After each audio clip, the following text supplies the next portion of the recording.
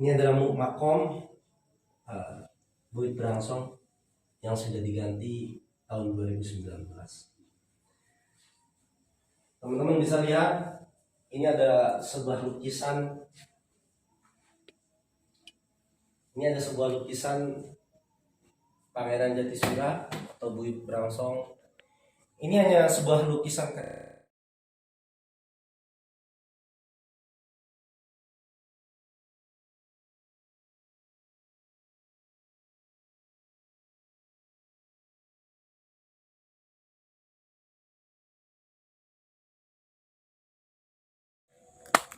Oke teman-teman, saat ini posisinya sudah gelap, sudah malam hari, dan kita berada tepat di depan makam Buyut Brangsong. Dan bisa Anda teman-teman lihat di belakang saya ada sebuah pohon yang usianya mungkin sudah ratusan tahun, begitu besar. Bahkan menurut narasumber yang pernah saya tanya itu, yang usianya sekarang 70 tahun, saat dia masih anak-anak dulu itu sudah sebesar ini. Bayangkan, ini udah zaman Belanda atau zaman apa, sudah sebesar ini. Perlu teman-teman ketahui, mungkin secara nyata ini adalah hanya sebuah pohon, hanya sebuah pohon biasa. Tapi dalam metafisika gaib, ini bukanlah pohon. Kalau suatu peribahasa, ini adalah sebuah rumah, dan ini adalah pintu depan dari sebuah rumah tersebut. Jadi semua energi gaib yang ada di wilayah sini, yang energi negatif itu hanya bisa sampai di sini saja, depan pintu. Secara kasat nyata mungkin hanya hujan, jadi cuma hanya sampai sini, tidak berani masuk ke daerah makam Buyut Brangsong. Ya mungkin hanya sekitar bisa Anda lihat hanya sebuah pohon biasa, tapi ini adalah sebuah pintu depan dari sebuah rumah secara alam gaib, pintu masuknya. Dan dulu bahkan saya pernah melihat sendiri, kalau di malam hari ini kayak ada yang nyala. Mungkin apakah itu sebuah benda pusaka, apakah itu sebuah batu mustika, apakah itu sebuah penampakan, tapi saya pernah melihat sendiri di pohon ini. Dan teman-teman bisa lihat juga di belakang ada pohon asem, dua-duanya. Di belakang ada pohon asem, mungkin malam hari agak gelap, tapi setidaknya tahu pohon asem ini juga usianya mungkin udah puluhan tahun. Saat dulu saya berada di sini pernah melihat sendiri, kalau malam hari ini di atas pucuk pohon asem ini itu berwarna merah menyala. Dan kalau di sini itu seperti ada sebuah jago tapi berwarna putih. Ya, teman-teman bisa lihat pohon asem, ya mungkin hanya sebuah pohon. Kalau siang hari ya mungkin hanya sebagai sebuah pohon biasa, tidak terlihat. Tapi kalau malam hari energi gaibnya begitu. Bagi teman-teman, kita masuk. Sekarang kita berada di depan makom Buyut Brangsong. Bisa Anda teman-teman lihat sejarahnya. Yang saya lihat selama ini mungkin hanya di Buyut Brangsong saja yang masih melestarikan tradisi atau petuah nenek moyangnya dulu, bahwa atap kayak ini nggak boleh pakai genteng, nggak boleh pakai yang lainnya selain kulit. Jadi buyut ini menurut orang tua dulu mengatakan jangan pernah sesekali diganti dengan genteng. Pernah ada kejadian, mungkin sekitar dulu cerita dari para kuncen dulu mengatakan bahwa ingin melawan mitos, ingin melawan petuah nenek moyangnya dulu, jadi mencoba mengganti welit ini dengan genteng. Saat sudah selesai penggantian genteng sore hari, di pagi harinya genteng tersebut sudah tertata rapi di bawahnya. dan sudah diturunkan, entah siapa yang menurunkan, tapi genteng tersebut sudah tertata rapi. Mungkin tujuan filosofi dari hal tersebut adalah biasanya penggantian kulit adalah dilakukan 1 tahun sekali atau 2 tahun sekali. Filosofinya adalah untuk mengumpulkan masyarakat sekitar, anak cucu dari buyut Brangsong itu sendiri. Filosofinya seperti itu. Jadi kenapa tidak bisa diganti dengan genteng?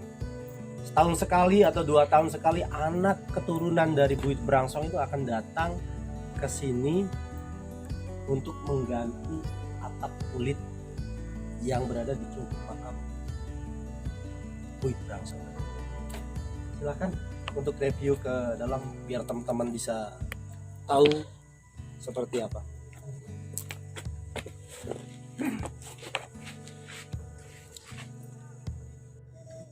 Baik teman-teman, The Brangsong Official masih tetap berada di Desa Lobener, di Kecamatan Lobener, Kabupaten Indramayu, dan saat ini posisinya tepat di depan makam buyut Brangsong atau Pangeran Jatisura. Sebelum menceritakan sejarah singkat buyut Brangsong atau Pangeran Jatisura, jangan lupa like, subscribe, share, and comment. Teman-teman mungkin hanya mampu menceritakan sejarah singkat Pangeran Jatisura dikarenakan keterbatasan alat-alat manuskrip, alat-alat bukti ya.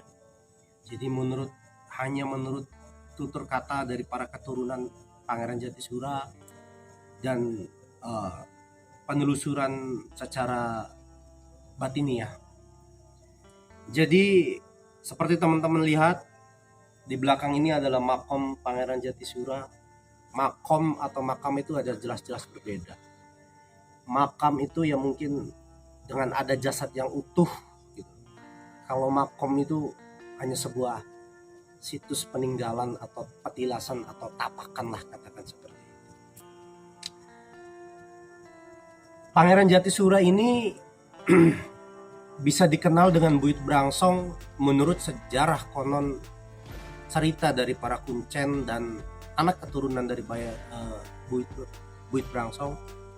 Bisa dikatakan buyut Brangsong karena dulu saat berolah tapa atau bertirakat, olah kanuragan, itu kalau berbuka puasa hanya berbuka dengan cabe ya. Kalau dalam bahasa Indonesia cabe, bahasa orang Indramayu menyebutnya sabrang. Jadi sabrang yang dibuang bijinya, cabe yang dibuang bijinya, dan kosong gitu loh. Makanya disebut Brangsong. Ada lagi yang mengatakan bahwa disebut Brangsong itu seperti alat pemanggul gitu loh, yang ditanam di makam ini. Jadi di situ barangnya kosong gitu, seperti itu. Menurut sejarah cerita gitu, bahwa Pangeran Jatisura ini adalah berasal dari Bagelen. Bagelen itu tepatnya kira-kira di Jawa Timur, Jawa Tengah apa Jawa Timur? Tahu, katanya perbatasan Jawa Tengah sama Jawa Timur. Ya. Jadi dari Bagelen mungkin sejalan dengan sejarah pembentukan Indramayu Raden Arya Wiralodra. Tapi karena dikarenakan keterbatasan manuskrip dan alat bukti gitu, jadi hanya bisa meraba menurut cerita anak keturunan dari Pangeran Jatisura. Jadi Pangeran Jatisura atau buyut The Brangsong itu datang ke tempat ini berkisar sekitar setelah berdirinya Keraton Kacerbonan atau di Cirebon sana Pakuwati Sunan Gunung Jati. Jadi menurut sejarah ceritanya itu bahwa sosok Brangsong itu adalah seorang perampok, seorang begal, tapi perampok dan begalnya itu ini sama dengan cerita Sunan Kalijaga dulu saat mencuri dari orang-orang kaya yang pelit lalu dibagikan kepada fakir miskin yang kelaparan, Nggak mampu. yang tidak mau berzakat, yang tidak mau mengeluarkan sodako. Jadi sama Buit Brangsong ini dirampok, dicuri, lalu dibagikan kepada masyarakat yang membutuhkan bantuan. Buit Brangsong ini bukan sosok sembarangan, Bapak. Buit Brangsong ini bukan sosok sembarangan. Sosok yang terkenal dengan sakti mandraguna, mempunyai aji panglinan dan kesaktian di atas rata-rata. Tubuhnya tidak mempan dengan senjata apapun, bahkan teler pun tidak mempan terhadap tubuhnya. Bahkan senjata apapun itu kalau dihantamkan ke tubuhnya Pangeran Jatisura atau Buit Brangsong itu seperti menghantam sebuah besi baja dan akan menyala. Dikenal sebagai sosok sakti mandraguna. Dan perlu kalian tahu juga bahwa menurut cerita dari para keturunan Pangeran Jatisura atau sesepuh yang dulu pernah mengurus makom Pangeran Jatisura, sosok Pangeran Jatisura ini, Buit Brangsong ini mampu masuk ke dalam sebuah gudang, ke dalam sebuah rumah, walaupun rumah dan gudang tersebut terkunci rapat. Kenapa dikatakan bisa masuk?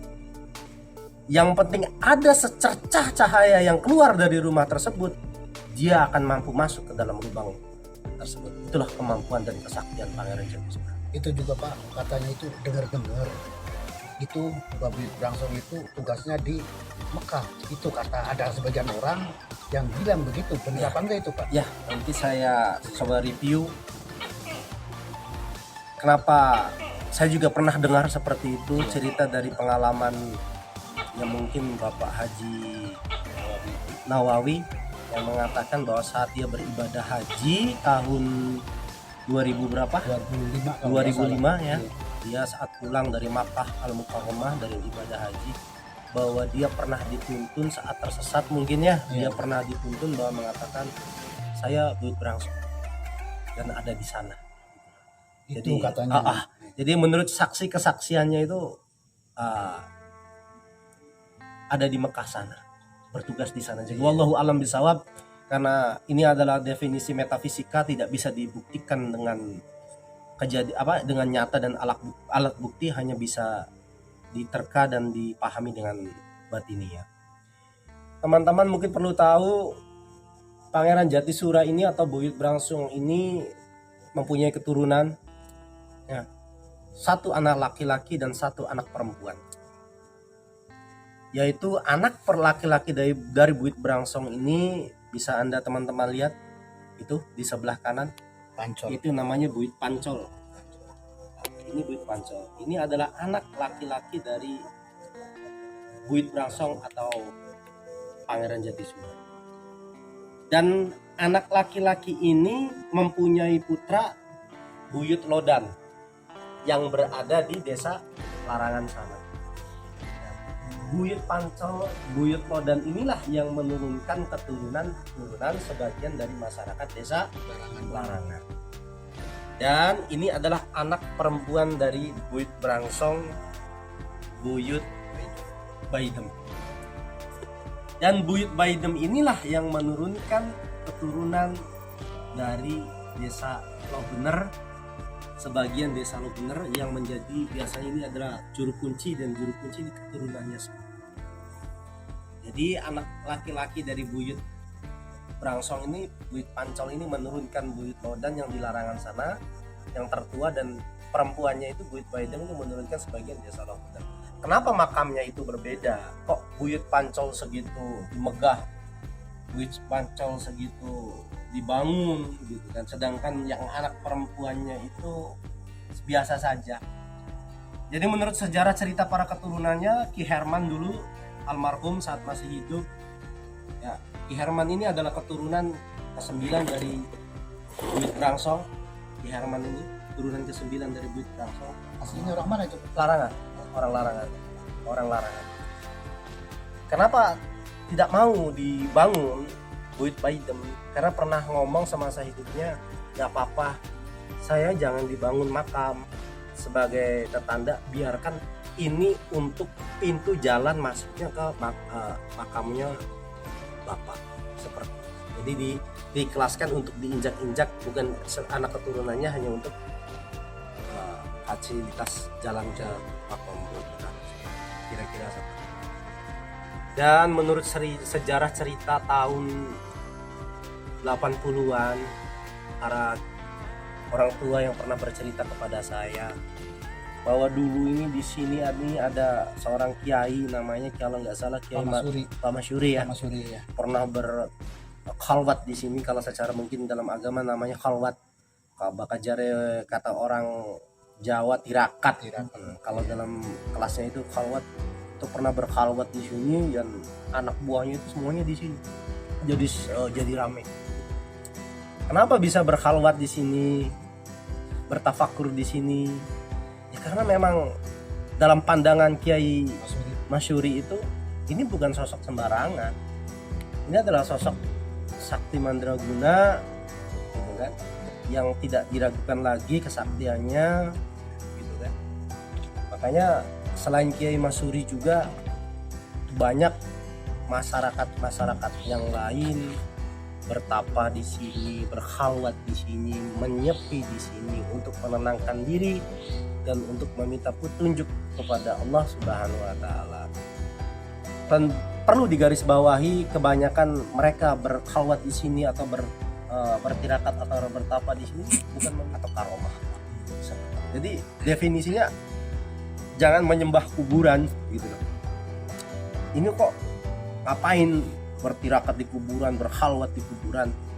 Ya bukan menyembah kuburan. Kita berkhalwat mengingat kematian kepada Allah, mendekatkan diri kepada Allah, gitu kan? Cuma minta wasilahnya saja, karena sosok yang ada di sini ini, petilasannya ini adalah bukan sosok sembarangan, dan mungkin mempunyai kedekatan dengan Allah. Karena apa? Seperti cerita yang tadi bahwa Pak Haji Nawawi itu pernah bertemu dengan Buyut Brangsong di waktu ziarah ke haji ke Mekah Al-Mukarramah. Dan saya dengar sendiri cerita dari keturunan Buyut Brangsong saat menjadi TKI di Arab Saudi, saat pernah akan dilecehkan dan dimasukkan ke penjara di Arab Saudi. Saya pernah mendengar sendiri dari tutur katanya sendiri bahwa dia dikeluarkan dari penjara dengan mengatakan, kamu pulang, saya Buyut Brangsong, kamu pulang. Dan mungkin masih hidup sampai sekarang orangnya. Ya mungkin nanti kalau kita bertemu kita bisa bertanya tentang kebenarannya. Jadi seperti itu kira-kira mengenal sosok sejarah singkat Buyut Brangsong. Jadi mungkin setiap malam Jumat gitu kan, dan sekarang ada malam minggu ya, kita di sini ada ramai tawasulan, tahlil, mendoakan para ahli kubur di sini gitu kan.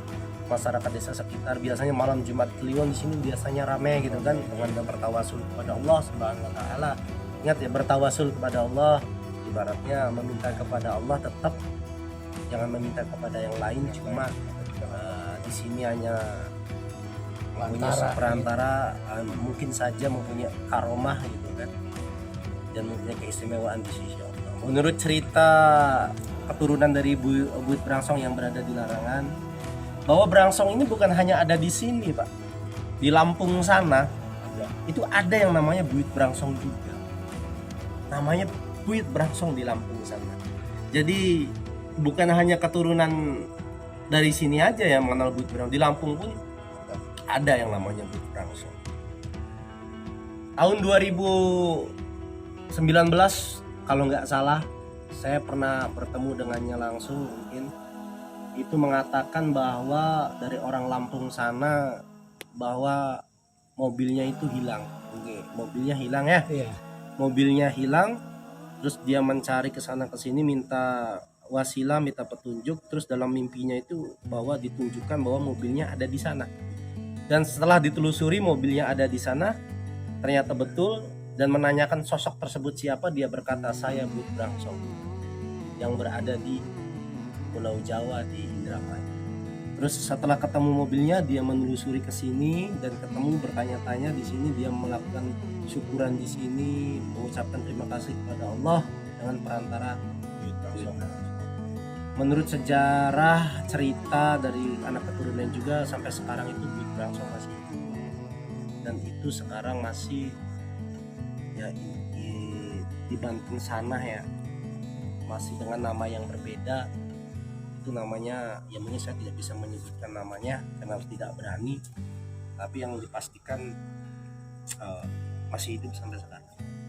Itulah kayak keistimewaan seseorang yang ya mungkin saya mereview seperti ini kepada generasi penerus, anak-anak muda khususnya, pada orang tua. Ada sebuah pepatah mengatakan tak kenal maka tak sayang.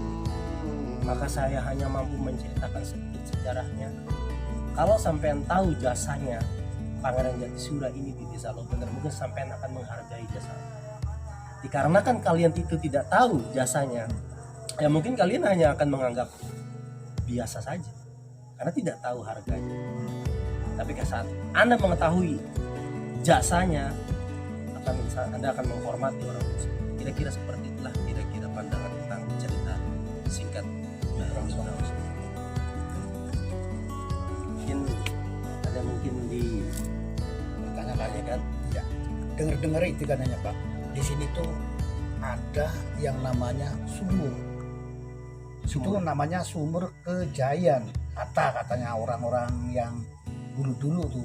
Tapi letaknya tuh nggak tahu posisinya di mananya tuh belum jelas. Oh itu saya yang mau ditanyain. Wallahu a'lam bishawab. Tentang sumur Kejayaan ini saya sendiri mungkin ya pernah diberi petunjuk oleh Buyut Brangsong. Wallahu a'lam bishawab, kebenaran semua milik Allah yang dijauhkan dari petunjuk setan. Bahwa sumur Kejayaan ini berada tepat dari arah Asem ke tengah sawah. Saya pernah ditunjukkan titiknya di situ dan masih tertutup rapi dengan tanah. Nanti tinggal dicari, katanya seperti itu. Ada bataknya nanti jika ketemu, tapi kedalamannya sudah dalam. Nanti kalau sudah ketemu titiknya, nanti silakan dibikin pagar pembatas, bahkan diberikan tanda bangunannya seperti apa, dibangun seperti apa, secara rinci dijelaskan. Itu tahun 2000 berapa saya lupa, tapi saya diberikan petunjuk kira-kira seperti itu. Jadi kalau memang ingin mencari sumur Kejayaan yang ada di Buyut Brangsong, ya kita harus menggandeng donatur yang kira-kira siap untuk membangun. Soalnya kalau sudah ketemu harus siap dibangun. Kira-kira seperti itu. Bukan ketemu terus ditelantarkan. Jadi kalau tidak ada yang siap untuk membangun, ya jangan mencari dulu. Karena tetap akan ditelantarkan. Terima kasih. Cukup. Ya, mungkin ada yang dipertanyakan tentang langsung lagi. Teman-teman silakan barangkali ingin melihat seperti apa di dalam makom Pangeran Jatisura atau Buyut Brangsong.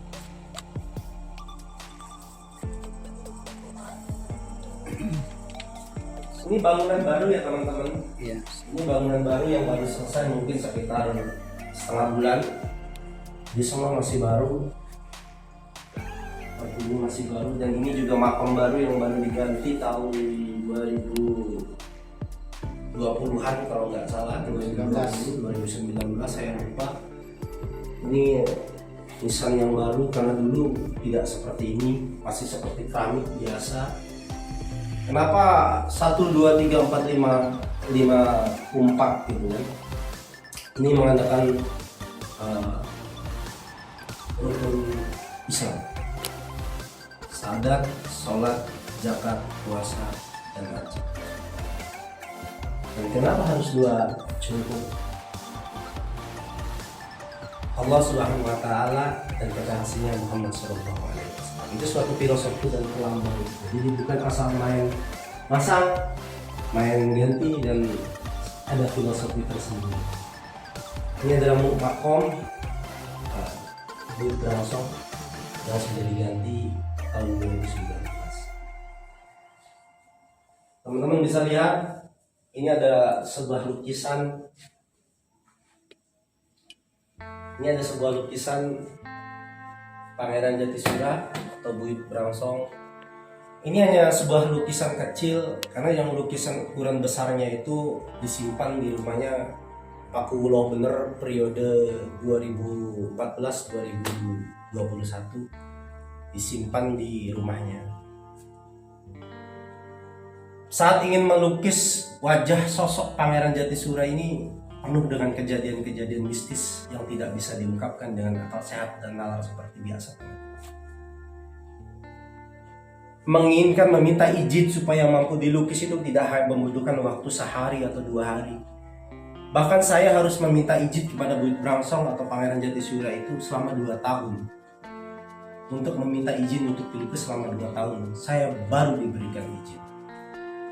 Dan saat akan dilukis oleh sang pelukis, penuh dengan kejadian-kejadian yang mistis. Karena itu menandakan bahwa Pangeran Jatisura ini adalah bukan sosok sembarangan, bukan sosok ya intinya yang memiliki karomah. Saat akan dilukis waktu itu hanya berbentuk tubuhnya saja, mukanya belum jadi. Si pelukis ini datang ke rumah saya, nangis-nangis datang ke rumah saya. Pak, saya nggak berani Pak melanjutin lukis sosok Pangeran Jatisura ini. Kenapa saya bilang? Semenjak melukis Pangeran Jatisura ini, anak saya sakit terus Pak. Masuk ke rumah sakit, masuk ke rumah sakit, masuk ke rumah sakit. Jadi tolonglah Pak, saya meminta izin dulu mau ke makomnya Pangeran Jatisura. Setelah itu saya antar ke makamnya Pangeran Jatisura untuk berziarah, memohon izin agar melanjutkan untuk melukis sosok Pangeran Jatisura tersebut. Akhirnya diberikan izin dan lukisan pun jadi. Dan saya masih ingat betul saat itu saya masih kerja di Desa Lobener. Sang pelukis datang kembali ke kantor saya dengan pagi-pagi, dengan muka merah, mata yang kelihatan was-was, sambil grogi ngomong, duduk di depan kantor. Saat itu saya belum datang, langsung ngomong, Pak, tolong Pak, ambil lukisannya. Kenapa? Saya bilang, saya udah nggak kuat Pak, bahkan saya dapat perintah untuk segera dibawa lukisannya ke Bapak. Kenapa? Saya bilang, ya pokoknya bawa aja Pak. Semalam setelah lukisan ini jadi, setelah sholat subuh, saya mengucapkan salam ke belakang, tiba-tiba kepala saya dijitak 3 kali dan ngomong sambil ngebentak sosok yang saya lukis ini, antarkan lukisan ini secepatnya, antarkan. Makanya saya habis sholat, saya nungguin di sini Pak, saya habis sholat subuh nungguin di tempat kerja Bapak. Kira-kira, terus saya jawab, saya belum punya uang Pak untuk ngambil lukisannya karena belum bisa membayar jasa Bapak ngelukis. Jangan mikirin pembayaran Pak, ambil aja. Lalu saya ambil dan ditempatkan diminta oleh Kubu Desa Lobener saat itu, Haji Rahmatus Soleh, kira-kira 1 tahun itu waktu diminta. Jadi dari cerita tersebut artinya Buyut Brangsong ini bukan orang sembarangan, orang sosok yang mempunyai karomah. Dan biasanya yang datang ke sini adalah orang-orang yang meminta kesaktian, orang-orang yang meminta kekendalan kulit, kesaktian, kebal bacok, kebal pelor, bahkan mampu mengingat bisa menghilang. Inilah karomah, kelebihan yang diberikan Allah Subhanahu wa Ta'ala kepada Pangeran Jatisura atau masyarakat sekitar mengenalnya dengan nama Buyut Brangsong. Silakan teman-teman barangkali bisa ingin mereview dan melihat makom Jatisura.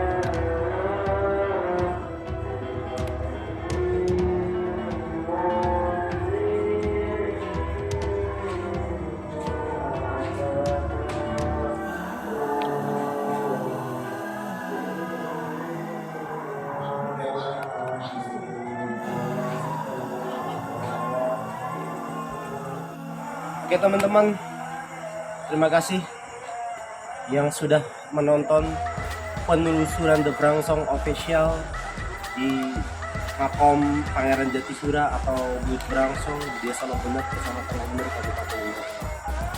Jangan lupa like, subscribe, share, and comment agar The Brangsong Official dapat membuat konten yang lebih baik dan lebih baik lagi. Terima kasih. Assalamualaikum.